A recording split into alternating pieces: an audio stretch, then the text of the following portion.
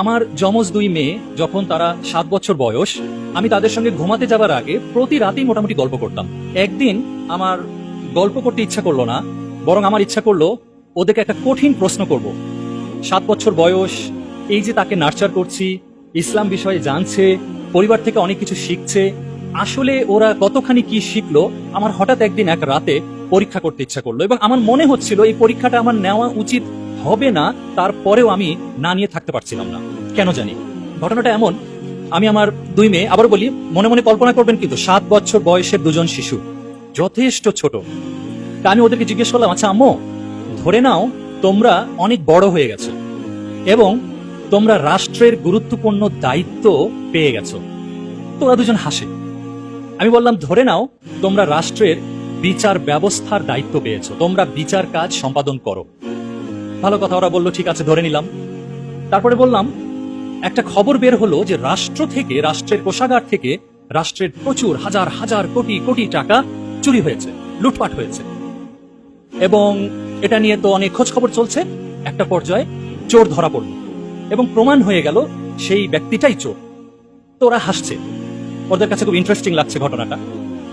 তা আমি বললাম, আম্মু, প্রমাণ হয়ে গেল যেই চোর ধরা পড়েছে সেই চোর আমি, তোমার আব্বু। তো ওরা তখন হেসে দিল, বলে আব্বু তুমি তো চুরি করবা না। আমি বললাম, হ্যাঁ আমি চুরি করবো না, কিন্তু ধরে নাও এমনটাই হলো, তোমরা বড় হয়ে গেছো, রাষ্ট্রের বিচারের দায়িত্ব পেয়েছো এবং রাষ্ট্রের কোষাগার থেকে অনেক টাকা চুরি হয়েছে, এতে অনেক মানুষের অনেক ক্ষতি হয়েছে, এবং আমি তোমার আব্বু সেই চোর। এখন তোমরা কি করবা? বিশ্বাস করেন, ওদের চোখ ভিজে গেল। আমি দেখলাম দুজনের চোখ ভিজে গেল। 3 থেকে 5 সেকেন্ডের মধ্যে জবাব দিল, আব্বু তোমার হাত কেটে দেব। আমার গায়ের লোম খাড়া হয়ে গিয়েছিল। আমি ভেবেছিলাম ওরা অন্য কিছু বলবে। 3 থেকে 5 সেকেন্ডের মধ্যে ওদের চোখ দিয়ে পানি পড়ছে আর বলছে, আব্বু তোমার হাত কেটে দেব। আমি খুশিতে আলহামদুলিল্লাহ বললাম, এবং আমি বলেই ফেলছিলাম যে আম্মু, আমি বিশ্বাস করতে পারছিলাম না যে তোমরা এত দ্রুত এই জবাবটা দেবে। একটু পরে একটা টুইস্ট ঘটল এবং এখানে শিশু সুলভ একটা আচরণ প্রকাশ পেল। এবং এভাবে আমিও কোনোদিন চিন্তা করি নাই। আমরাও কিশোর বয়স থেকে শুনেছি চোরের হাত কাটা, চোরের হাত কাটা, এটা শুনে এসেছি, কিন্তু কোনোদিন এটা নিয়ে আরো এক স্টেজে চিন্তা করা যায় কোনোদিন করি নাই। আসলে এটারও কারণ হলো আমাদের গার্ডিয়ানরা আমাদেরকে না চিন্তাশীল করে গড়ে তোলে না। এই পয়েন্টটা আমার থাকবে আজকের আলোচনা, যে শিশুদেরকে চিন্তাশীল করে গড়ে তুলতে হবে। তা আমাকে বলছে, আব্বু চোরের হাত কাটার পরে কি তার চিকিৎসা দেওয়া যায়? খুবই ইন্টারেস্টিং। এবং আমিও নতুন করে চিন্তা করলাম, তাই তো আমরা ছোটবেলা থেকে শুনে এসেছি চোরের হাত কাটতে হবে, কিন্তু তারপরে কি করতে হবে? হাতটা কি ডাস্টবিনে ফেলে দিতে হবে? হাতটা কি তারপরে মানে অন্য কিছু করতে হবে, নাকি কি করতে হবে সেই চোরকে? বলছে চোরের হাত কাটার পরে কি তার চিকিৎসা করা যায়? তা আমি বললাম, আম্মু ইসলামিক বিধান কি, এটা নিয়ে আমি চিন্তাই করি নাই, কিন্তু আমার যতটুকু জ্ঞান আছে, হ্যাঁ মনে হচ্ছে তার শাস্তিটা দেওয়ার পর এবার একজন নাগরিক হিসেবে তার চিকিৎসা দেওয়া যেতে পারে। আমি তখন এভাবে বলেছিলাম। তখন আমার মেয়েরা বলল, আব্বু আমরা কিভাবে তাহলে তোমার হাত কাটবো বলে দিই। কিভাবে? বলে আমরা একজন তোমার হাতটা ধরে থাকবো আর একজন তোমার হাতটা কাটবো।